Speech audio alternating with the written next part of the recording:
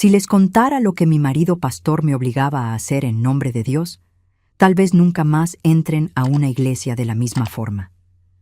Durante 26 años creí que estaba sirviendo al Señor, pero en realidad estaba sirviendo al ego y a la avaricia de un hombre que usaba la Biblia como instrumento de control. ¿Conocen esa sensación de despertar un día y darte cuenta de que tu vida entera fue una mentira? Que todo lo que creíste, todos los sacrificios que hiciste, todas las veces que te callaste pensando que era voluntad divina, en realidad era solo manipulación de alguien que juró amarte y protegerte. De eso voy a hablar hoy, y les garantizo que al final de esta historia van a entender por qué me tomó 60 años poder abrir la boca y contar la verdad. Me llamo Marlene, pero pueden decirme Doña Marlene, como siempre me llamaron allá en Veracruz. Tengo 84 años hoy. Nací en 1941, en una época en que las mujeres no tenían mucho derecho a elegir sobre su propia vida. Hoy, sentada aquí en mi mecedora, mirando por la ventana y viendo el sol ponerse, finalmente logré juntar el valor para compartir con ustedes una historia que guardé encerrada en lo profundo de mi pecho durante tanto tiempo que a veces hasta parecía que no había pasado de verdad. Pero sí pasó. Cada segundo de esos 26 años pasó, y las marcas que quedaron en mi alma son tan profundas que ni el tiempo logró borrarlas completamente. Antes de empezar, quisiera pedirles que dejen un like en este video si pueden. Eso ayuda mucho para que otras mujeres también puedan escuchar esta historia y quién sabe liberarse de situaciones parecidas. Cuéntenme también en los comentarios desde dónde me están viendo. Me encanta saber que mi voz está llegando a tantos lugares diferentes de este México tan grande. Nací y crecí en Veracruz, en una familia muy humilde pero honesta.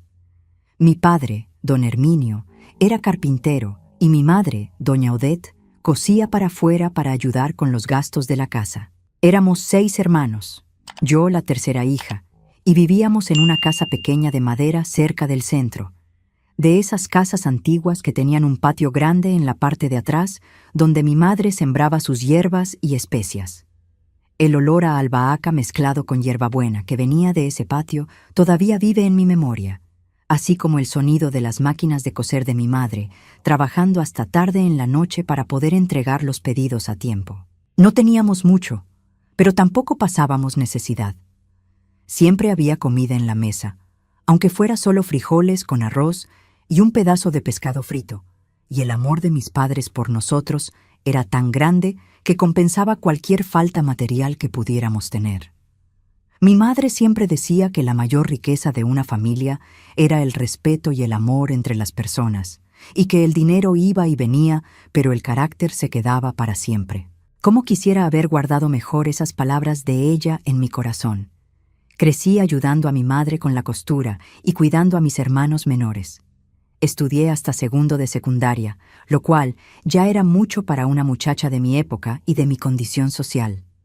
La mayoría de mis amigas apenas habían terminado la primaria cuando ya estaban siendo casadas por sus padres con hombres mayores, muchas veces hombres que ellas apenas conocían. Yo tenía suerte. Mis padres no eran de esos que forzaban matrimonios. Decían que cuando llegara el momento correcto, el hombre correcto iba a aparecer y que Dios iba a mostrar el camino. Y fue exactamente así, o por lo menos eso pensé en ese momento, que Joaquín Anselmo apareció en mi vida. Era 1963, yo tenía 22 años y ya estaba empezando a ser considerada quedada por los estándares de la sociedad de la época. Las lenguas de las vecinas ya empezaban a hablar. Ese tipo de chisme malicioso que finge preocupación, pero en realidad solo quiere ver la desgracia ajena. Decían que me iba a quedar para vestir santos, que estaba muy exigente, que no podía darme el lujo de ser exigente siendo de familia pobre. Mi madre siempre me defendía, mandaba a las chismosas a que se ocuparan de su propia vida, pero yo sentía el peso de esas miradas y esos comentarios. Fue en un culto de domingo por la noche que lo vi por primera vez. La iglesia que frecuentaba con mi familia era pequeña, una congregación evangélica modesta en la colonia Centro. Y ese domingo el pastor titular se había enfermado. Entonces llamaron a un sustituto de otra ciudad para hacer el culto. Ese sustituto era Joaquín Anselmo. Tenía 36 años, 14 años mayor que yo. Era alto, delgado, tenía cabello negro peinado hacia atrás con brillantina y usaba un traje gris que, aunque era viejo, estaba bien planchado y cuidado.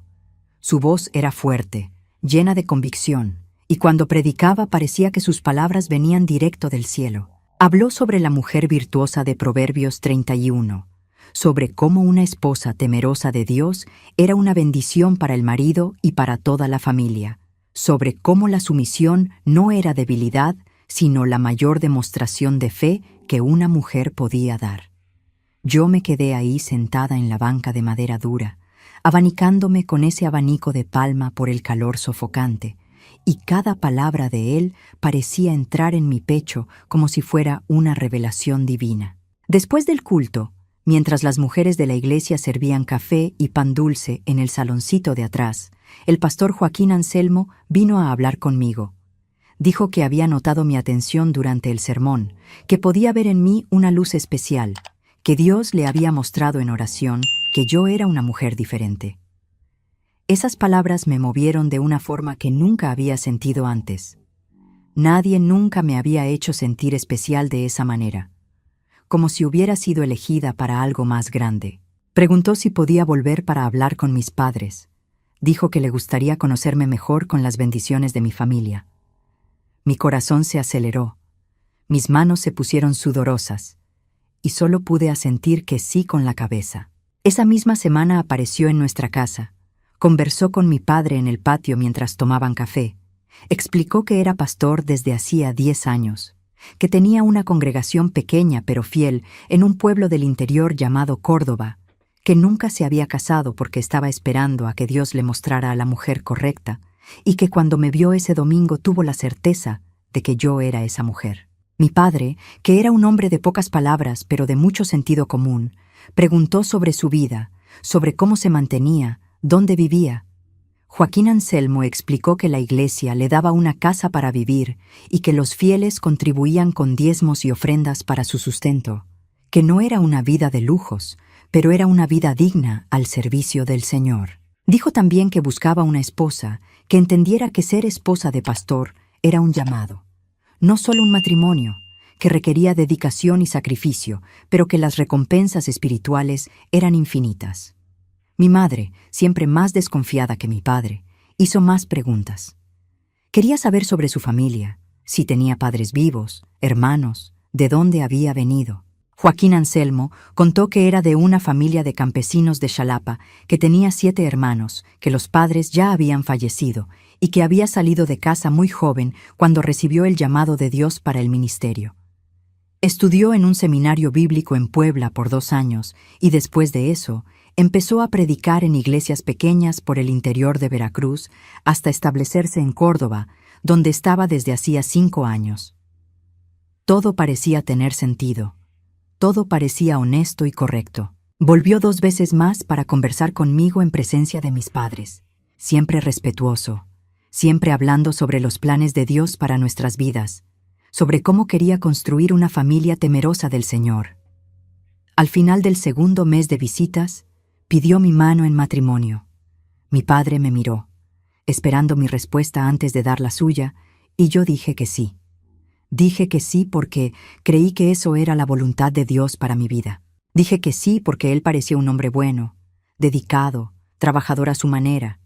Dije que sí porque a los 22 años, en esa época y en esa sociedad, esa parecía ser mi mejor y tal vez única oportunidad de tener una vida propia, una familia, un lugar en el mundo que no fuera solo ser la hija soltera que cuidaba a los padres en su vejez. Nos casamos 3 meses después, en diciembre de 1963. Fue una ceremonia sencilla en la misma iglesia donde nos conocimos, con la presencia de nuestras familias y de los miembros de la congregación. Usé un vestido blanco sencillo que mi madre cosió, y Joaquín Anselmo usó el mismo traje gris pero con una corbata nueva. El pastor que estaba conduciendo la ceremonia habló largamente sobre los deberes de la esposa para con el marido, sobre cómo yo debía ser sumisa, obediente, Una ayuda idónea como Eva fue creada para ser para Adán. Escuché todo aquello con el corazón acelerado, prometiéndome a mí misma que sería la mejor esposa que un pastor podría tener, que dedicaría mi vida a apoyar su ministerio y a servir a Dios a través de mi matrimonio. Después de la ceremonia, hubo un pequeño almuerzo en la casa de mis padres, y al final de la tarde partimos para Córdoba, donde comenzaría mi nueva vida. El viaje de Veracruz hasta Córdoba tomó casi un día entero en esa época. Tomamos un autobús viejo e incómodo que paraba en cada pueblito del camino, y yo me quedé todo el tiempo mirando por la ventana, viendo el paisaje cambiar, sintiendo una mezcla de ansiedad y esperanza. Joaquín Anselmo estuvo la mayor parte del tiempo leyendo la Biblia. De vez en cuando comentaba algún versículo conmigo o señalaba algún lugar por donde pasábamos, pero en general era un hombre de pocas palabras fuera del púlpito. Llegamos a Córdoba cuando ya estaba oscureciendo. El pueblo era mucho más pequeño que Veracruz. Tenía calles de tierra roja que se ponían lodosas cuando llovía, casas sencillas de adobe o madera, un comercio pequeño en el centro y mucha área rural alrededor. La iglesia quedaba en una calle alejada del centro, una construcción pequeña de ladrillos a la vista con un techo de tejas rojas y una cruz de madera en lo alto. Al lado de la iglesia estaba la casa pastoral, una casita sencilla de 3 cuartos que sería nuestro hogar. Tenía una sala pequeñita con 2 bancas de madera y una mesita, un cuarto con una cama matrimonial y un ropero viejo, y una cocina minúscula con estufa de leña, una mesa pequeña y algunos estantes. No tenía baño dentro de la casa. Había una casita en la parte de atrás del terreno para hacer las necesidades, y el baño se tomaba con agua calentada en una olla en la estufa y vaciada en una tina. Para mí, que había crecido en una casa sin muchos lujos, aquello no era un shock, era solo una realidad diferente. Pensé que poco a poco podíamos mejorar la casa, hacer algunas remodelaciones, dejar todo más cómodo. Lo que no imaginaba es que esa pobreza no era por falta de recursos de la iglesia, sino por elección de Él, y que pronto descubriría a dónde iba el dinero de los diezmos y ofrendas que los fieles traían todos los domingos. Los primeros días de casada fueron extraños, pero no necesariamente malos. Joaquín Anselmo salía temprano todas las mañanas para hacer visitas a los miembros de la iglesia. Iba a la casa de los fieles a conversar, orar, dar consejos. Yo me quedaba en casa limpiando, cocinando, lavando ropa en el lavadero del patio. La rutina era simple y repetitiva, pero yo intentaba hacer todo con dedicación, pensando que estaba cumpliendo mi papel de esposa de pastor. Las mujeres de la iglesia empezaron a visitarme, traían algún vegetal, un pedazo de carne, un pan, y se quedaban conversando conmigo en la sala. Eran mujeres sencillas, la mayoría analfabetas o con muy poco estudio, pero tenían buen corazón e intentaban acogerme en la comunidad. Fue a través de esas conversaciones que empecé a entender un poco mejor la dinámica de esa iglesia. La congregación tenía unas 30 familias de miembros fijos, en su mayoría campesinos, empleadas domésticas, trabajadores, gente muy pobre que depositaba en la fe la esperanza de días mejores. Todos los domingos había culto en la mañana y en la noche, y durante la semana había reuniones de oración, estudios bíblicos, visitas. Y en todos esos encuentros siempre había el momento de las ofrendas y los diezmos. Joaquín Anselmo predicaba con fervor sobre la importancia de dar para la obra de Dios. Citaba Malaquías 3, versículo 10, sobre traer los diezmos a la casa del Señor. Decía que quien daba con sacrificio recibía bendiciones dobles, que Dios no dejaba a nadie en la mano cuando la persona honraba su compromiso financiero con la iglesia. Yo veía a esas personas, algunas que apenas tenían qué comer durante la semana, abriendo sus carteras vacías y depositando sus billetes arrugados en la bolsita de tela que pasaba de mano en mano durante el culto. Veía madres de familia sacando el último dinero de la bolsa, hombres curtidos por el trabajo duro donando lo poco que tenían. Todo esto con fe de que aquello iba a volver multiplicado por Dios. Y yo también creía eso. Creía que ese dinero era sagrado, que era para la obra de Dios, que mi marido como pastor usaba aquello con sabiduría y honestidad. Después de todo, vivíamos tan sencillamente, en una casita tan humilde, comiendo comida básica, sin ningún lujo aparente. ¿Cómo podía imaginar que había algo mal? Pero entonces, como 2 meses después del matrimonio, empecé a notar cosas extrañas. Joaquín Anselmo empezó a salir algunos días de la semana diciendo que iba a Veracruz a resolver asuntos de la iglesia, cuestiones administrativas, reuniones con otros pastores. Iba y volvía el mismo día o al día siguiente, siempre volviendo tarde en la noche. Yo encontraba extraño que nunca me invitara a ir con él. Después de todo, no tenía nada que hacer en casa que no pudiera esperar, y sería bueno salir un poco de esa rutina. Una vez sugerí que fuera con él. Dije que extrañaba a mi familia y podía aprovechar para visitarlos mientras él resolvía sus asuntos. Su reacción fue inesperada. El rostro se cerró completamente, la voz se puso dura, y dijo que la esposa de pastor tenía que saber su lugar, que no era para andar cuestionando al marido, que él sabía lo que estaba haciendo y yo debía confiar en él y en Dios. Citó Efesios 5, versículo 22, ese verso sobre las mujeres siendo sumisas a los maridos, y dijo que sumisión significaba no cuestionar, no dudar, no interferir en sus decisiones. Me quedé con aquello atorado en la garganta, pero no dije nada más. En esa época nos enseñaban desde pequeñas que el hombre era la cabeza del hogar, que la mujer tenía que obedecer, más aún siendo esposa de pastor, donde la Biblia era usada como justificación para todo. Pero esa reacción de él plantó una semillita de desconfianza en mí, algo pequeño pero que empezó a crecer. Empecé a prestar más atención a las cosas.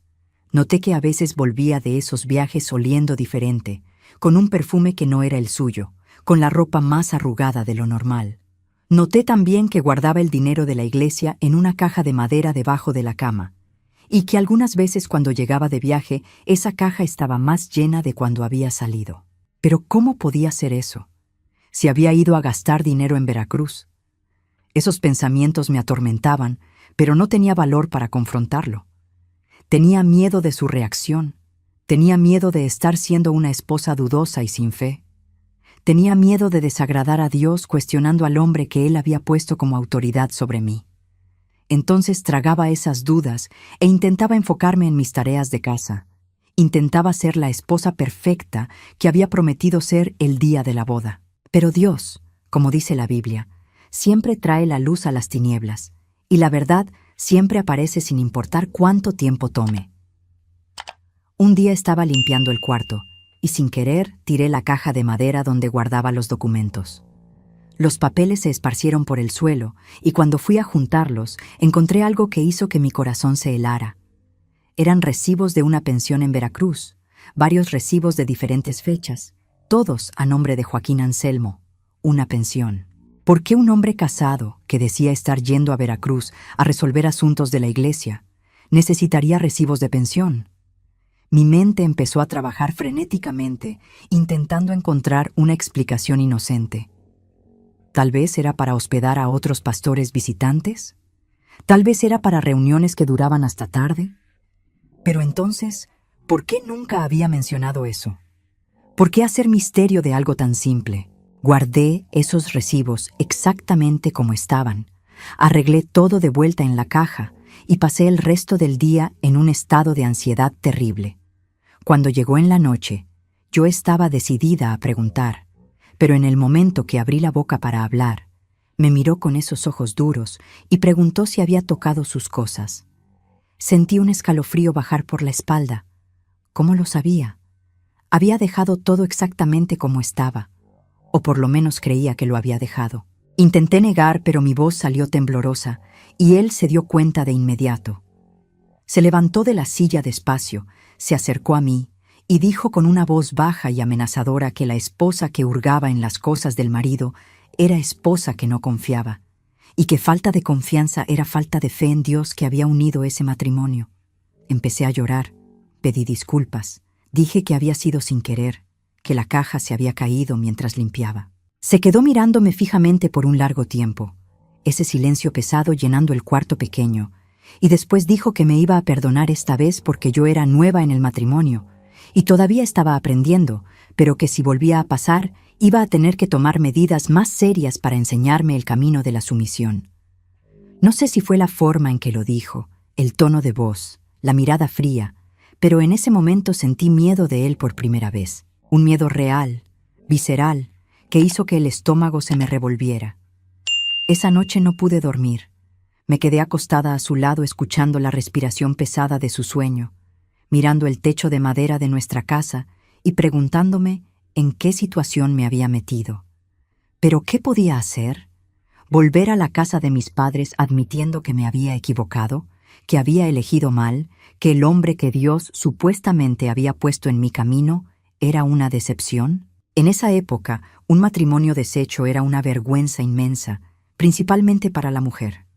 La sociedad no perdonaba, la iglesia no perdonaba, hasta la propia familia muchas veces no apoyaba. Una mujer separada era una mujer marcada, era una mujer que no había cumplido su papel, que no se había esforzado lo suficiente para mantener el matrimonio. Entonces hice lo que miles de mujeres de mi generación hacían. Tragué el miedo, sequé las lágrimas y decidí intentar más, intentar mejor, intentar ser tan buena que él no tendría motivos para tratarme mal. Los meses fueron pasando y la situación en casa se fue poniendo cada vez más tensa. Joaquín Anselmo empezó a volverse más controlador. Decía que yo no podía salir de casa sin avisar a dónde iba, aunque fuera solo hasta la tiendita de la esquina a comprar algo. Decía que tenía que pedir permiso antes de visitar a cualquier miembro de la iglesia. Controlaba hasta cómo me vestía. Se quejaba si la falda estaba muy corta en su opinión o si la blusa estaba muy ajustada, diciendo que la esposa de pastor tenía que dar ejemplo de modestia y recato. Yo acataba todo callada, me cambiaba de ropa cuando él me lo pedía, avisaba a dónde iba, volvía rápido a casa. Y lo peor de todo es que él usaba la Biblia para justificar cada una de esas exigencias. Citaba versículos sobre sumisión, sobre la mujer siendo ayudadora del hombre, sobre el hombre siendo cabeza de la mujer, así como Cristo es cabeza de la iglesia. Y yo, que había sido criada creyendo que la palabra de Dios era sagrada y absoluta, me quedaba sin ningún argumento. ¿Cómo podía cuestionar si él estaba usando la propia Biblia como justificación? ¿Sería yo cuestionar a Dios? ¿Sería yo estar siendo rebelde y desobediente no solo a mi marido sino al propio Señor? Esos pensamientos me torturaban, me confundían, me hacían dudar de mi propia percepción de la realidad. Hoy sé que eso tiene nombre, que se llama manipulación psicológica, pero en esa época no tenía ese conocimiento. Solo sabía que me estaba sintiendo cada vez más atrapada, cada vez más pequeña, cada vez más perdida. Y entonces sucedió algo que lo cambió todo. Era un jueves por la mañana. Lo recuerdo como si fuera ayer, porque era día de tianguis en el pueblo y había ido a comprar unos vegetales. Estaba regresando a casa cuando me encontré con doña Genoveva, una señora de unos 60 años, que era una de las más antiguas miembros de la iglesia. Me paró en la calle, miró a los lados como si estuviera checando si alguien estaba viendo, y me llamó para dentro de su casa diciendo que necesitaba hablar conmigo en privado. Mi corazón se aceleró. Esa actitud suya toda misteriosa me puso nerviosa. Entramos a su casita sencilla y me ofreció un vaso de agua y se sentó conmigo en la mesa de la cocina. Su casa olía a jabón de pasta y tenía ese silencio pesado de quien vive solo desde hace mucho tiempo. Empezó a hablar despacio, escogiendo cada palabra con cuidado, contándome que conocía a Joaquín Anselmo desde hacía más tiempo del que yo imaginaba. Dijo que había aparecido en Córdoba hacía unos 6 años, no 5 como él había dicho, y que antes de ser pastor de la congregación donde yo ahora era la primera dama, había intentado establecerse en otra iglesia más pequeña en la colonia vecina, pero había sido expulsado de ahí por problemas con dinero. Doña Genoveva contó que en ese tiempo corrieron rumores de que estaba desviando ofrendas, que estaba agarrando dinero que era para la remodelación de la iglesia y usándolo para gastos personales, pero que nada fue comprobado porque él se fue del pueblo antes de que alguien pudiera investigar bien. Volvió meses después con una historia de que había ido a estudiar más sobre teología, que se había arrepentido de los errores pasados, que era un hombre nuevo en Cristo, y logró convencer al grupo de hermanos de la congregación actual para que le dieran una segunda oportunidad. Ella dijo que se quedó con desconfianza desde el principio, pero que con el tiempo él pareció haber cambiado de verdad. Parecía dedicado, predicaba bien, visitaba a los enfermos, hacía todo lo que un pastor debe hacer. Solo que en los últimos meses había empezado a desconfiar de nuevo. Había notado que él vivía yendo a Veracruz con una frecuencia extraña y que siempre volvía con historias vagas sobre lo que había hecho allá. Doña Genoveva sostuvo mi mano sobre la mesa.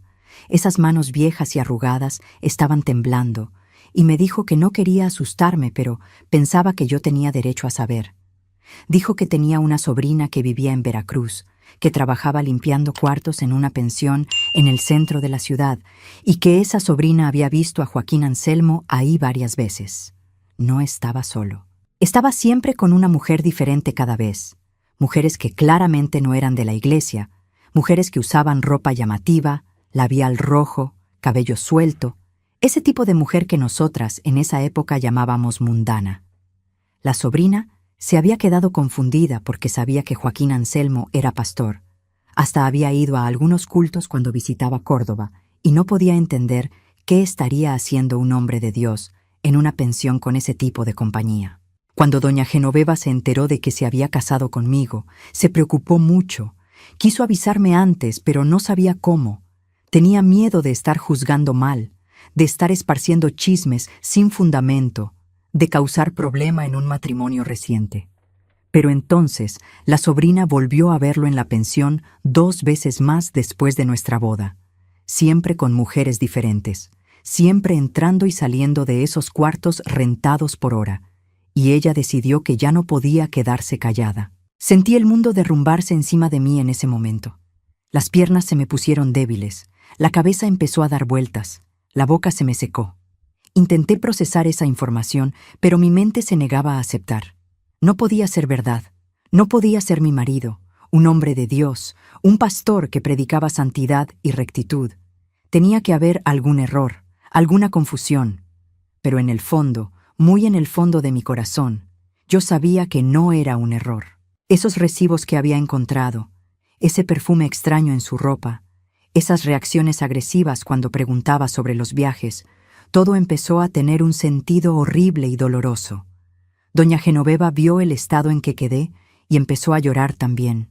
Me abrazó fuerte, pidió disculpas por ser la portadora de esa noticia terrible, pero dijo que no podía dejarme seguir siendo engañada. Preguntó si quería que llamara a algunos líderes de la iglesia para hablar conmigo, para ayudarme a confrontarlo, pero dije que no, que necesitaba tiempo para pensar, para procesar todo aquello. Salí de su casa sin saber bien ni dónde estaba pisando. El mundo parecía haber perdido el color, el sonido, como si estuviera dentro de una pesadilla y no pudiera despertar. Llegué a casa y me senté en la silla de la cocina, mirando a la nada, intentando organizar mis pensamientos. ¿Y saben qué era lo peor de todo? Lo peor no era la traición en sí, no eran esas mujeres, no era la mentira. Lo peor era saber que estaba usando el dinero de la iglesia, ese dinero que gente pobre daba con tanto sacrificio creyendo que estaba sirviendo a Dios, para pagar por esas salidas suyas, esos cuartos de pensión, esa vida doble que llevaba. Estaba robándole a Dios, estaba robándole a los pobres, estaba robándole a personas que confiaban en él como líder espiritual. ¿Qué tipo de hombre hace eso? ¿Qué tipo de persona usa la fe ajena, la buena voluntad ajena, la confianza ajena de esa forma tan vil? Cuando Joaquín Anselmo llegó esa noche, yo estaba decidida a confrontarlo. Había ensayado en mi cabeza lo que iba a decir, cómo iba a preguntar.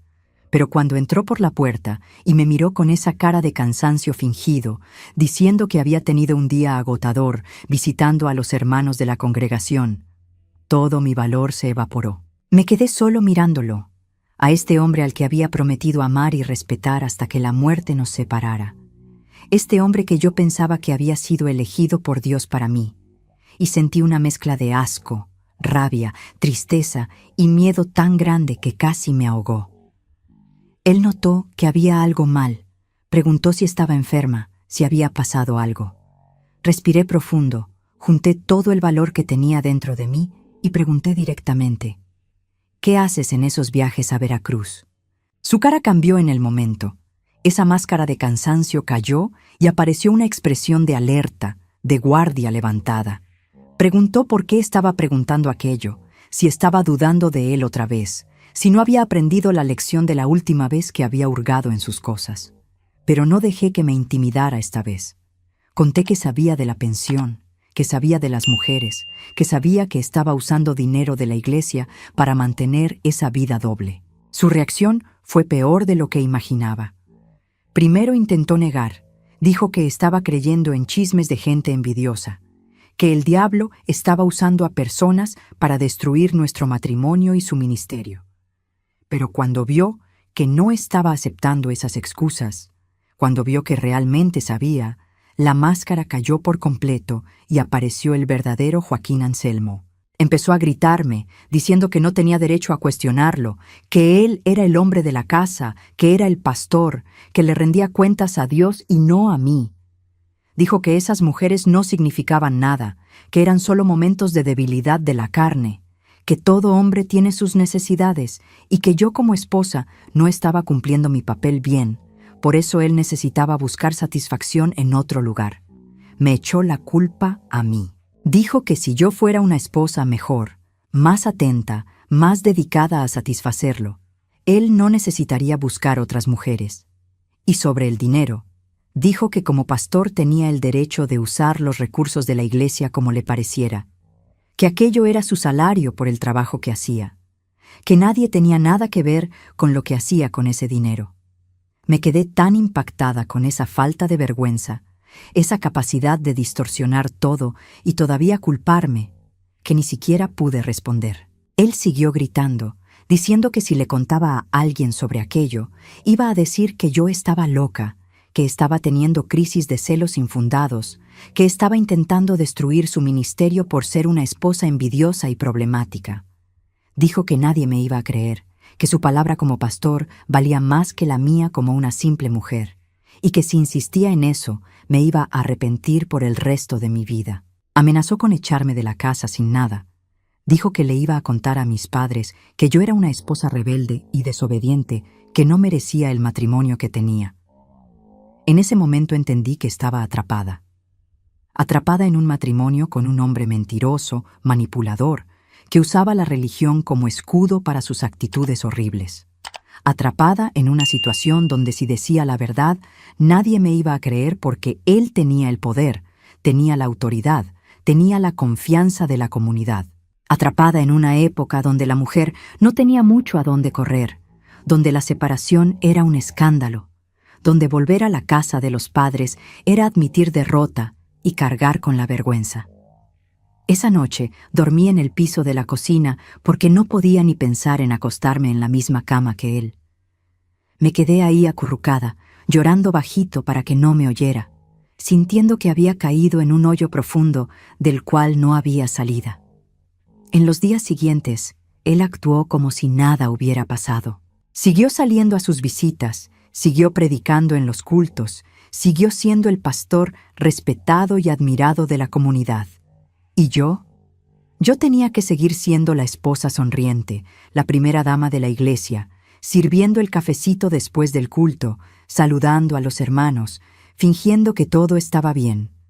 Porque si no hacía eso, si demostraba cualquier cosa mal, él cumpliría sus amenazas. Empecé a vivir una mentira diaria. Me despertaba por la mañana y me ponía una máscara de normalidad.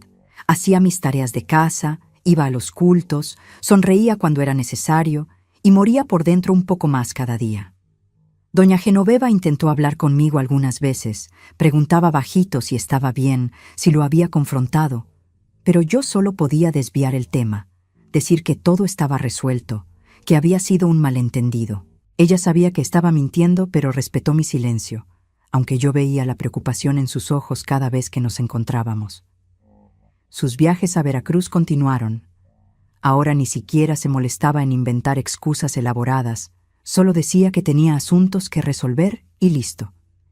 Y yo tenía que aceptar callada, porque cualquier cuestionamiento mío era respondido con amenazas veladas o con sermones sobre sumisión y obediencia. Los meses fueron pasando y me fui cerrando cada vez más. Dejé de conversar con las amigas de la iglesia. Dejé de visitar a mi familia en Veracruz porque no podía fingir que era feliz frente a ellos. Hasta dejé de sonreír. Me volví una sombra andante, haciendo las cosas en automático, sin sentir nada más que un vacío enorme dentro del pecho. A Joaquín Anselmo ni siquiera parecía importarle mi estado. Mientras yo siguiera cumpliendo mis obligaciones de esposa y de primera dama, él estaba satisfecho. Fue cuando empecé a notar otros detalles que me habían pasado desapercibidos antes. Me di cuenta de que tenía una forma muy específica de elegir quién se acercaba a mí. No le gustaba que yo me pusiera muy cercana a ningún miembro de la iglesia. Decía que la primera dama tenía que mantener cierta distancia para ser respetada. En realidad, era para que yo no creara lazos con nadie, para no tener a quién recurrir, para no tener apoyo en caso de que decidiera hablar sobre lo que estaba pasando. Me di cuenta de que él controlaba hasta la ropa que las mujeres de la iglesia usaban, predicaba constantemente sobre modestia, sobre no usar maquillaje, sobre cabello recogido, sobre faldas largas. Pero me di cuenta también de que miraba a ciertas mujeres más jóvenes de la congregación de una manera que no era apropiada. Una mirada que se demoraba más de lo debido, que bajaba y subía por sus cuerpos de forma disimulada. Y empecé a preguntarme cuántas otras mujeres, además de mí, estaban sufriendo en sus manos, cuántas estaban siendo manipuladas, engañadas, abusadas emocionalmente en nombre de Dios. ¿Será que hacía esto solo conmigo o tenía un patrón de comportamiento? ¿Será que en otras iglesias por las que había pasado había otras víctimas calladas por el miedo y la vergüenza? Un día, debía ser unos 8 meses después de esa conversación terrible que tuvimos, llegó a la iglesia una familia nueva. Era una pareja joven, Osvaldo y Nayeli, con 2 hijos pequeños. Acababan de mudarse a Córdoba por el trabajo de él, que era albañil, y estaban buscando una iglesia para congregarse.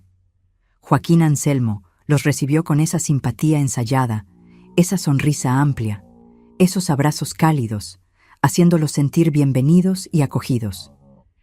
Nayeli era una mujer bonita. Tenía unos 25 años, cabello castaño ondulado, ojos claros, una figura delicada. Y vi de inmediato el interés de él en ella. Conocía esa mirada, esa atención exagerada, esa forma de siempre buscar motivo para conversar. Empezó a visitar a su familia con frecuencia, siempre con la excusa de estar acogiendo a los nuevos miembros, de estar ayudándolos a adaptarse en el pueblo. Y ella, pobrecita, tan ingenua como yo había sido, pensaba que aquello era maravilloso, se emocionaba de tener un pastor tan atento y cuidadoso. El marido tampoco desconfiaba de nada. Después de todo, era el pastor, un hombre de Dios. ¿Qué mal podría haber? Yo veía todo aquello suceder y me sentía impotente. Quería avisar a la muchacha, quería gritarle que abriera los ojos, quería protegerla de lo que estaba por venir. Pero, ¿cómo podía hacer eso sin pruebas concretas? ¿Cómo podía acusar a un pastor de tener malas intenciones con una fiel sin parecer loca, envidiosa, problemática? ¿Y si me estaba equivocando esta vez? ¿Si él realmente solo estaba siendo atento con los nuevos miembros? Pero sabía que no me estaba equivocando. Conocía a ese hombre demasiado bien como para no reconocer las señales. Empecé a vigilar, a prestar atención a sus interacciones, y mis sospechas solo aumentaban. Joaquín Anselmo empezó a pedirle a Nayeli que ayudara en la organización de la iglesia, en la limpieza, en la decoración, siempre buscando tareas que la hacían quedarse sola en la iglesia en horarios en que no había nadie ahí. Yo sabía lo que estaba pasando, pero no podía probar nada. Hasta que un día, era una tarde de miércoles, había ido hasta la iglesia a buscar una Biblia que había olvidado ahí en el culto anterior. La iglesia se quedaba cerrada durante la semana, pero yo tenía la llave por ser la esposa del pastor. Cuando me acerqué, escuché voces ahí dentro. Reconocí su voz y una voz femenina que pensé que era de Nayeli. Mi corazón se aceleró. Las manos empezaron a sudar. Abrí la puerta despacio, intentando no hacer ruido, y fui siguiendo el sonido de las voces que venían del saloncito de atrás, donde guardábamos los materiales de limpieza y las cosas del culto infantil. La puerta del saloncito estaba entreabierta y pude ver a través de la rendija sin ser vista. Él estaba ahí con Nayeli, muy cerca de ella, tenía la mano en su cara, estaba hablando bajito algo que no podía oír bien. Ella parecía incómoda, intentaba alejarse, pero él la sostenía del brazo, la jalaba de vuelta. No eran gestos violentos, pero eran claramente no deseados por ella. Se podía ver por su lenguaje corporal que ella quería salir de ahí. Él estaba diciendo algo sobre cómo ella era especial, cómo Dios le había mostrado que ella tenía un llamado especial, que necesitaba orientación espiritual particular de él. Las palabras exactas ya no las recuerdo después de tanto tiempo, pero la esencia era esa. La misma letanía manipuladora que debió haber usado con decenas de mujeres antes. Sentí una rabia subir dentro de mí tan fuerte que casi entro a ese salón e hice un escándalo ahí mismo, pero algo me detuvo. Me di cuenta de que si hacía eso, sin pensar bien, él iba a lograr voltear la situación contra mí. Iba a decir que estaba teniendo ataques de celos, que estaba viendo cosas donde no las sabía, que estaba perturbada. Necesitaba ser más lista que eso. Salí de la iglesia de la misma manera que había entrado, en silencio, y fui directo a la casa de doña Genoveva. Le conté lo que había visto.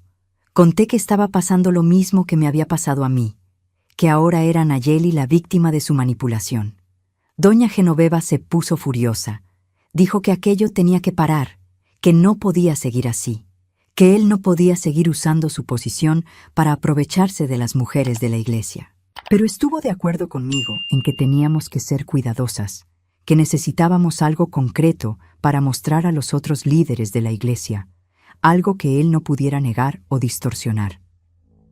Decidimos que yo iba a hablar con Nayeli, iba a intentar ganarme su confianza y descubrir qué exactamente estaba pasando. Algunos días después, busqué la forma de estar a solas con ella. La invité a tomar un café en mi casa, cuando sabía que Joaquín Anselmo había salido. Al principio, ella fue toda animada, contenta de ser invitada por la esposa del pastor.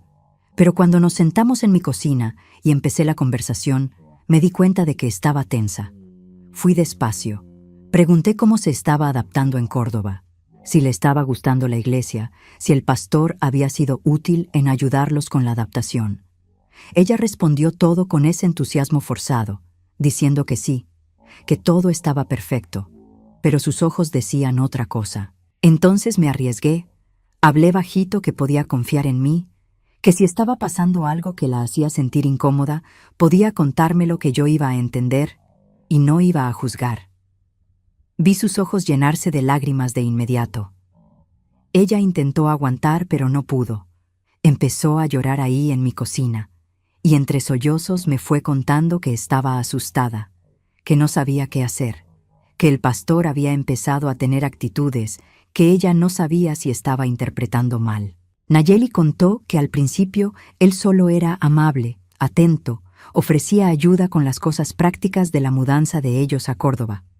Pero después empezó a llamarla para conversaciones particulares en la iglesia. Decía que necesitaba conocer mejor a los nuevos miembros, que era parte del trabajo pastoral. En esas conversaciones empezó a hacer preguntas cada vez más personales, sobre su vida antes de casarse, sobre su relación con el marido, si estaba satisfecha, si era feliz. Ella lo encontraba extraño, pero pensaba que era su manera, que era psicología pastoral. No sabía qué término usar, pero pensaba que era normal. Hasta que empezó a tocarla, en la mano, en el hombro, en la cara, siempre con la excusa de estar bendiciéndola, orando por ella. Los toques se fueron volviendo más prolongados, más frecuentes, y ella empezó a sentirse incómoda, pero tenía miedo de decir algo porque era el pastor. ¿Cómo iba a acusar a un hombre de Dios de estar haciendo algo impropio? Tenía miedo de estar interpretando mal, de estar siendo una mente contaminada, de estar teniendo pensamientos impuros sobre un siervo de Dios. Y esa era exactamente su intención, hacerla dudar de su propia percepción, hacerla sentirse culpable por sus pensamientos en vez de responsabilizarlo a él por sus acciones. En el último encuentro de ellos, que fue ese que yo había presenciado sin que ellos lo supieran, él había ido más lejos. Había dicho que ella era muy bonita, que estaba siendo una prueba para él, resistir a la tentación, que ella necesitaba ayudarlo a ser fuerte orando más, dedicándose más a las cosas de la iglesia. Le puso toda la responsabilidad a ella, como si ella fuera la tentación, como si ella fuera culpable de despertar en él esos sentimientos. Y lo peor es que ella estaba empezando a creer eso. Estaba empezando a pensar que era culpa suya de alguna forma, que estaba haciendo algo mal sin darse cuenta. Sostuve su mano sobre la mesa, esa mano pequeña y temblorosa, y le conté sobre mí. Conté sobre sus viajes a Veracruz, sobre las mujeres, sobre el dinero desviado, sobre toda la mentira que era nuestro matrimonio. Dije que no estaba loca, que no estaba interpretando mal, que él era un depredador que usaba su posición para manipular mujeres vulnerables. Vi el shock y después el alivio en su cara, ese alivio de descubrir que no estaba sola, que no estaba loca, que había alguien que le creía y entendía por lo que estaba pasando. Pero junto con el alivio vino el miedo. Ella preguntó qué podíamos hacer. Dijo que tenía miedo de que si hacíamos algo, él se volteara contra nosotras, contra mí y contra ella. Preguntó si yo no tenía miedo de las consecuencias de exponerlo. Yo dije que sí, que tenía mucho miedo, pero que ya no podía quedarme callada viendo cómo destruía otras vidas como había destruido la mía. Dije que si nos uníamos, si juntábamos nuestras historias y tal vez conseguíamos otras mujeres que habían pasado por situación parecida, tal vez podríamos hacer algo. Nayeli estuvo de acuerdo, dijo que estaba dispuesta a ayudar, pero pidió que tuviéramos cuidado porque tenía 2 hijos pequeños y un marido que dependía de su trabajo en Córdoba. No podían simplemente irse del pueblo si las cosas se ponían feas. Prometí que iba a pensar en alguna forma de hacer esto con seguridad, que no la iba a exponer sin tener certeza de que estaría protegida. Ella se fue todavía asustada, pero un poco más aliviada de no estar sola en aquello, y yo me quedé ahí en mi cocina pensando en qué hacer después.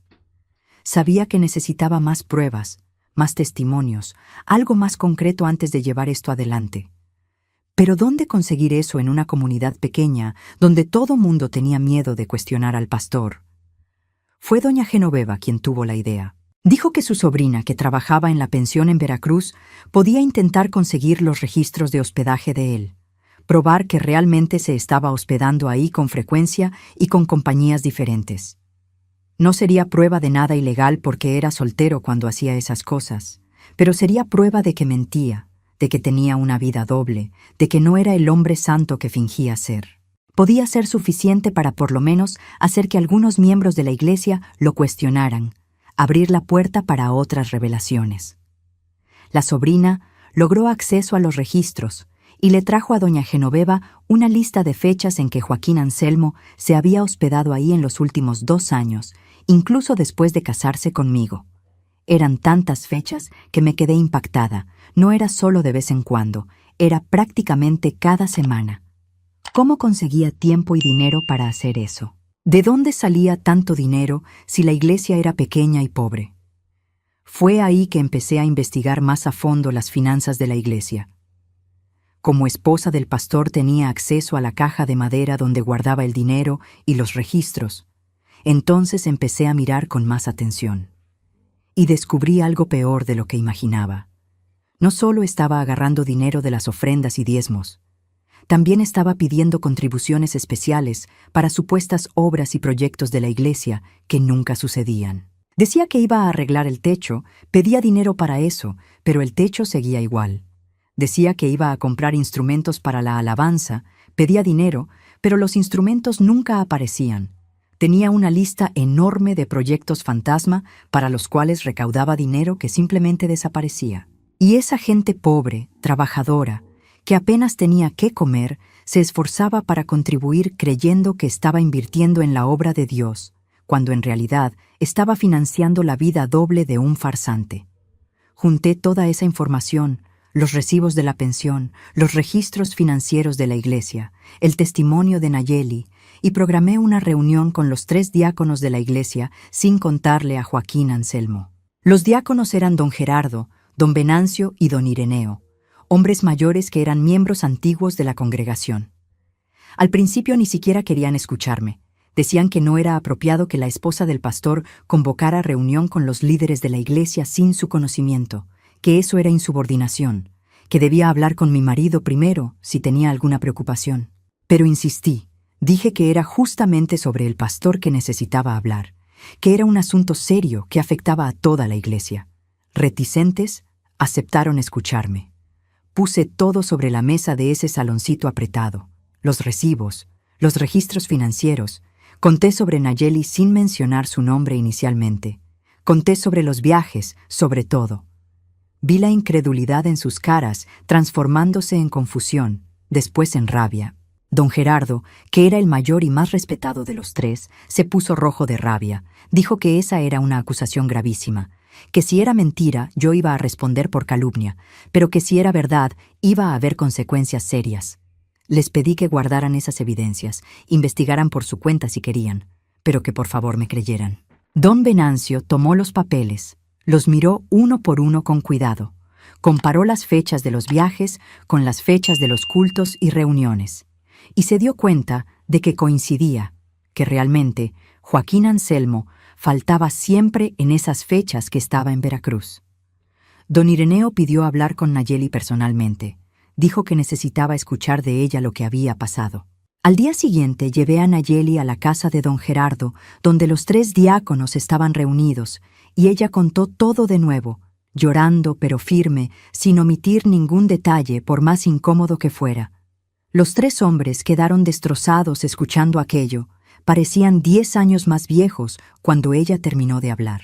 Don Gerardo dijo que iban a convocar una asamblea extraordinaria de la iglesia, que iban a confrontar a Joaquín Anselmo frente a toda la congregación, que aquello no se iba a quedar así.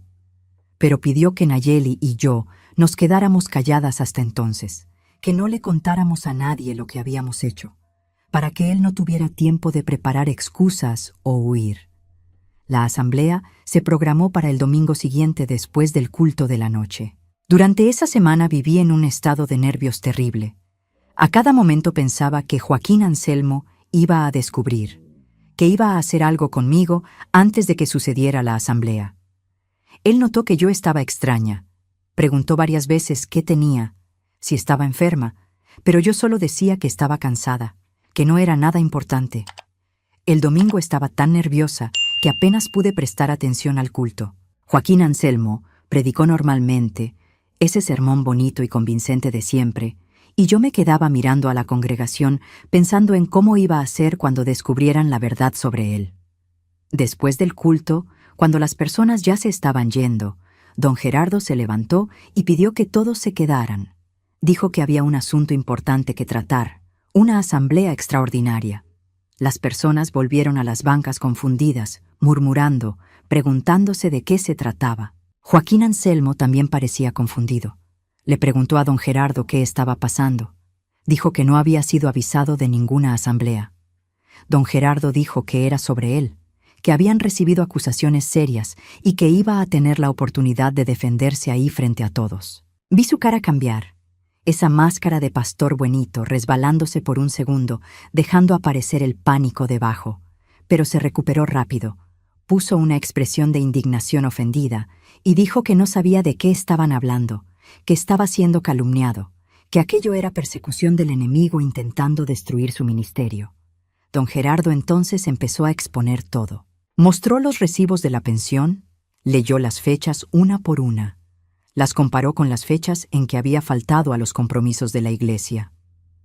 Mostró los registros financieros, señaló los proyectos que nunca habían sucedido, el dinero que había sido recaudado y desaparecido.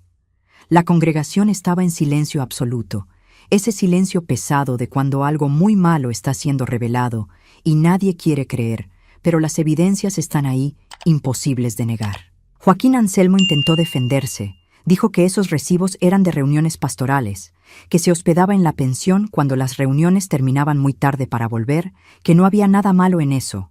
Sobre el dinero, dijo que algunas obras habían sido canceladas por falta de material o de mano de obra, que el dinero estaba guardado esperando el momento correcto para ser usado. Pero don Gerardo no lo dejó tranquilo. Preguntó por qué entonces nunca había rendido cuentas de eso. ¿Por qué nunca había informado a la iglesia sobre los cambios en los proyectos? ¿Por qué la caja de la iglesia estaba casi vacía si el dinero supuestamente estaba guardado? Entonces pidió que Nayeli se levantara y contara lo que había pasado. Ella estaba temblando, su marido a su lado sin entender nada, pero se levantó y con voz temblorosa contó sobre las aproximaciones inadecuadas, los toques, las conversaciones impropias, todo. El marido se puso rojo de rabia, se levantó de la banca pareciendo que iba a saltar al cuello de Joaquín Anselmo, pero don Venancio lo detuvo, le pidió que esperara, que dejara terminar. Entonces don Gerardo me pidió que me levantara también y contara mi parte. Mi corazón estaba latiendo tan fuerte que pensaba que todo mundo podía oírlo. Mis piernas estaban débiles, pero me levanté y conté. Conté sobre su vida doble, sobre las amenazas que había recibido cuando lo confronté, sobre cómo había sido manipulada y controlada desde que me casé. La reacción de la congregación fue una mezcla de shock, rabia, tristeza e incredulidad. Algunas personas empezaron a llorar, otras a gritar que aquello era mentira, que era una trampa contra el pastor. Joaquín Anselmo aprovechó esa división y empezó a gritar también. Dijo que estaba siendo víctima de una conspiración, que yo era una esposa envidiosa y resentida, que Nayeli era una mujer que estaba teniendo fantasías con él y ahora estaba inventando historias cuando fue rechazada, que los diáconos estaban siendo usados por el diablo para destruir la iglesia. Se volvió un tumulto, todo mundo hablando al mismo tiempo, gritando, llorando. Fue cuando doña Genoveva se levantó, golpeó con su bastón en el piso para llamar la atención y habló alto que todos necesitaban calmarse y escuchar. Ella contó sobre su historia en la otra iglesia, sobre los problemas que ya había tenido antes con dinero, sobre su sobrina que lo había visto en la pensión. Dijo que él no era víctima de nada, que era un lobo disfrazado de pastor desde hacía años, y que ahora que había sido expuesto, estaba usando las mismas tácticas de siempre de hacerse la víctima y voltear el juego. Su voz, esa voz de mujer vieja pero firme y llena de autoridad moral, pareció traer un poco de razón de vuelta a ese caos. Las personas se fueron calmando poco a poco, los murmullos disminuyeron, y un silencio pesado cayó sobre la iglesia. Joaquín Anselmo vio que estaba perdiendo, que las personas estaban empezando a realmente considerar que pudiera estar equivocado, e hizo lo que los cobardes siempre hacen cuando están acorralados. Intentó huir. Se levantó de la silla y fue hacia la puerta, pero don Ireneo y 2 hombres más de la iglesia bloquearon la salida.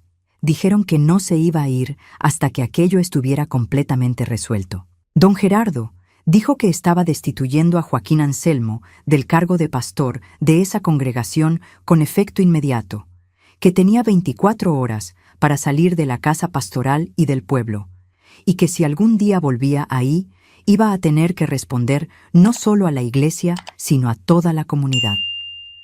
Algunos miembros estuvieron de acuerdo, otros todavía lo defendían, diciendo que aquello era injusto, que había que darle más tiempo para explicarse. La iglesia quedó dividida esa noche. Algunas familias se fueron con Joaquín Anselmo, diciendo que no iban a ser parte de una congregación que perseguía a un siervo de Dios. Otras se quedaron pero con muchas dudas y rencores. La comunidad que antes era unida se fragmentó esa noche, y el dolor de eso fue casi tan grande como el dolor de su traición. Joaquín Anselmo se fue esa misma noche, ni siquiera esperó las 24 horas. Juntó sus cosas, agarró lo que había de dinero en la caja de la iglesia, aunque don Gerardo intentó impedirlo, y se fue sin mirar atrás. Ni siquiera se despidió de mí, ni pidió disculpas, ni nada. Simplemente se fue como si todos esos años no hubieran significado nada. Y tal vez realmente no significaron nada para él. Yo me quedé en la casa pastoral porque no tenía a dónde ir inmediatamente. Mis padres vivían lejos y necesitaba tiempo para organizar las cosas. Las semanas siguientes fueron de las más difíciles de mi vida. La iglesia estaba destruida. Las personas estaban lastimadas, confundidas. Algunas me culpaban por haberlo expuesto diciendo que debía haber resuelto en casa, que había destruido un ministerio entero por orgullo. Otras me apoyaban, decían que había sido valiente, que había hecho lo correcto. Pero incluso el apoyo no disminuía el dolor, la sensación de fracaso, la vergüenza de haber sido engañada tan completamente, de haber desperdiciado años de mi vida con un hombre que no valía nada. Nayeli y su familia se fueron de Córdoba un mes después de todo eso. El marido consiguió trabajo en otra ciudad y decidieron recomenzar lejos de esos recuerdos malos. Antes de irse, ella vino a despedirse de mí. Me agradeció por haber tenido el valor de hablar. Dijo que si yo no hubiera hablado, ella no habría podido tampoco, que iba a llevar mi valentía como ejemplo por el resto de su vida. Nos abrazamos y lloramos juntas, dos mujeres que habían sido víctimas del mismo depredador, unidas por un dolor que nadie más podía entender completamente. Después de que se fue, me sentí todavía más sola. Decidí que no podía quedarme en Córdoba, que cada esquina de ese pueblo me recordaba a él, a esa farsa, a esos años perdidos. Volví a Veracruz, a la casa de mis padres, y fue lo más difícil que he hecho. Llegar a su casa con 24 años, matrimonio deshecho, sin nada más que una maleta de ropa y un alma destrozada. Mi padre no dijo nada, solo me abrazó fuerte y dijo que esa era mi casa, que siempre sería mi casa. Mi madre lloró conmigo. Dijo que había sentido algo mal desde el principio, pero no había dicho nada porque pensaba que era solo preocupación de madre, que ahora se arrepentía de no haber seguido su intuición. Mis hermanos se enfurecieron cuando supieron todo. Querían ir tras Joaquín Anselmo, hacer que pagara por lo que había hecho, pero les pedí que lo dejaran así. Dije que la venganza no iba a cambiar nada, que solo quería pasar la página e intentar reconstruir mi vida. Los primeros meses en Veracruz fueron horribles. Yo no salía de casa, no quería ver a nadie, tenía vergüenza de encontrar conocidos que iban a hacer preguntas. Me sentía marcada, como si todo mundo pudiera ver en mis facciones que yo era la mujer abandonada, la esposa que no fue suficiente, la tonta que creyó las mentiras de un farsante. Pero despacio, muy despacio, fui empezando a salir de ese hoyo. Volví a ayudar a mi madre con la costura. Empecé a hacer algunos trabajos para afuera también. Fue bueno tener algo para ocupar la mente y las manos. Empecé a frecuentar una iglesia diferente, una iglesia pequeña cerca de casa. Y ahí conocí personas que no sabían de mi historia, que me trataban como persona normal, sin juzgar, sin lástima. Fue liberador poder ser solo Marlene otra vez. No la exesposa del pastor farsante, no la víctima, solo Marlene. Con el tiempo fui haciendo amistades nuevas, fui reaprendiendo a confiar en las personas, a creer que no todo mundo era mentiroso y manipulador como Joaquín Anselmo había sido. Fue un proceso largo, doloroso, con muchos pasos hacia atrás, muchas noches llorando sola en el cuarto, muchas crisis de confianza. Pero poco a poco me fui reconstruyendo, juntando los pedazos rotos de mí misma e intentando hacer de ellos una persona nueva, más fuerte, más sabia, más cuidadosa. Algunos años después, en 1968, conocí a Aureliano. Era viudo, tenía unos 45 años, trabajaba como contador, era miembro de la iglesia que yo frecuentaba. Al principio me asusté cuando demostró interés en mí. Todas las defensas subieron de inmediato. Todos los recuerdos malos volvieron.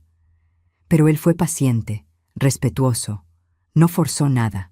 Fue poco a poco ganándose mi confianza, mostrándome a través de pequeñas acciones que era diferente, que era honesto, que sus palabras coincidían con sus actitudes. Tomó casi 2 años de amistad antes de que yo aceptara noviar con él oficialmente. Él sabía de mi historia. Yo le había contado todo una noche, que preguntó por qué era tan reservada, tan temerosa. Esperaba que saliera corriendo después de escuchar toda esa historia, que decidiera que yo era muy problemática, mucho equipaje, pero él solo sostuvo mi mano y dijo que mi pasado no definía mi futuro, que lo que Joaquín Anselmo había hecho no tenía nada que ver conmigo, que yo no tenía la culpa de haber confiado en quien debió haber sido confiable. Nos casamos en 1970, una ceremonia pequeña y simple, solo con familia y amigos cercanos. Esta vez no hubo toda esa emoción del primer matrimonio. No hubo esa ilusión de cuento de hadas. Fue un matrimonio maduro, basado en respeto mutuo, compañerismo, comprensión. Y fue infinitamente mejor que el primero. Aureliano me trataba como igual, no como subordinada. Pedía mi opinión sobre las cosas, respetaba cuando no estaba de acuerdo con él, nunca usó la Biblia o a Dios como justificación para controlar o disminuir. Con él aprendí que era posible tener un matrimonio saludable, que el amor de verdad no lastima, no manipula, no rebaja. Tuvimos 3 hijos juntos, 2 niñas y un niño, y construimos una vida buena, honesta, llena de amor verdadero. Aureliano falleció en 2008, después de 40 años de matrimonio. Fue uno de los mayores dolores de mi vida perderlo, pero también fui agradecida por haber tenido esas décadas al lado de un hombre bueno, que me mostró que merecía ser amada de verdad, que mi valor no dependía de anularme o disminuirme. Respecto a Joaquín Anselmo, nunca más tuve noticias directas de él después de que salió de Córdoba. Pero años después, debía ser en 1970 y algo, doña Genoveva me escribió una carta contando que había escuchado que había aparecido en otro pueblo del interior, en otro estado, usando otro nombre, intentando montar otra iglesia. Probablemente haciendo las mismas cosas, engañando a otras personas, destruyendo otras vidas. Pensé en intentar avisar a las autoridades de ese pueblo, pero doña Genoveva dijo que ya lo había intentado y nadie le hacía caso, que era muy difícil probar ese tipo de cosas, que su palabra como pastor valía más que cualquier acusación. Entonces, simplemente tuve que hacer las paces con el hecho de que probablemente continuó su vida de mentiras sin nunca pagar realmente por el mal que causó. Durante muchos años tuve rabia de eso. Rabia de que hubiera salido ileso, rabia de yo haber cargado las cicatrices mientras él continuaba tranquilo haciendo sus maldades. Rabia de saber que otras mujeres probablemente sufrieron en sus manos después de mí. Rabia de un sistema que protegía a hombres como él, que usaban la religión como escudo para sus abusos. Pero con el tiempo, y con mucha terapia, a través de conversaciones con personas de confianza y mucha oración de verdad, no esas oraciones manipuladas que hacía cuando estaba con él, sino oraciones honestas, logré llegar a un lugar de paz. No un lugar de perdón completo, porque algunas cosas son demasiado difíciles de perdonar, pero un lugar de aceptación, de entendimiento de que cargar rabia eterna solo me estaba lastimando a mí misma, no a él. Aprendí que mi historia no terminaba en esos años malos, que aquello era solo un capítulo doloroso de una vida mucho mayor. Aprendí que ser engañada no me hacía tonta, me hacía humana, que confiar en quien parecía confiable no era debilidad, era como debíamos vivir, y que la culpa siempre era de quien abusaba de la confianza, nunca de quien confiaba. Aprendí que la religión usada como instrumento de control no era religión de verdad, y que Dios de verdad, si existe, no tiene nada que ver con hombres que usan su nombre para justificar crueldades. Todas esas lecciones fueron caras. Costaron años de mi vida, costaron mi inocencia y mi confianza inicial en las personas, pero también me transformaron en una persona más fuerte, más sabia, más capaz de identificar mentiras y manipulación. Hoy, a los 84 años, cuando miro hacia atrás a esa Marlene de 22 años que se subió a ese autobús para Córdoba, llena de esperanza y miedo, siento una ternura inmensa por ella. Quisiera poder volver en el tiempo y avisarle, protegerla, ahorrarle todo ese dolor. Pero sé que no puedo, que ese dolor era parte del camino, por más injusto que sea. Lo que puedo hacer es honrar a esa muchacha y todo lo que pasó, siendo hoy una mujer que usa su voz, que no se calla ante la injusticia, que no tiene miedo de decir la verdad por más incómoda que sea. Y es por eso que estoy contando esta historia hoy para ustedes, porque sé que en algún lugar hay otras Marlenes, otras Nayelis, otras mujeres atrapadas en situaciones parecidas, pensando que están solas, pensando que están locas, pensando que merecen ese trato. Quiero que esas mujeres sepan que no están solas, que no están locas, que no merecen abuso de ningún tipo, sin importar qué ropaje religioso o moral se use para justificarlo. Quiero que sepan que es posible salir, es posible reconstruir, Es posible tener una vida buena y plena después de todo. No va a ser fácil, no va a ser rápido, va a haber días que va a parecer imposible. Pero sí es posible. Yo soy prueba viva de eso. Me tomó 60 años tener el valor de contar esta historia abiertamente. 60 años guardando esto como un secreto sucio, como una vergüenza. Pero no es vergüenza, y no debería ser secreto. La vergüenza es de quien lo hizo, no de quien sufrió. Y el secreto solo protege a los abusadores, nunca a las víctimas. Entonces, aquí está mi historia, con todos los detalles dolorosos, todas las partes que quisiera poder olvidar, pero que son parte de quien soy. Espero que esto ayude a alguien de alguna forma, que traiga consuelo para quien lo necesita, que traiga valentía para quien está pensando en salir de una situación mala. Espero que haga que las personas piensen 2 veces antes de juzgar a mujeres que pasan por situaciones así, antes de preguntar, ¿por qué no saliste antes? Sin entender todas las capas de manipulación, miedo, vergüenza y control que mantienen a una persona atrapada.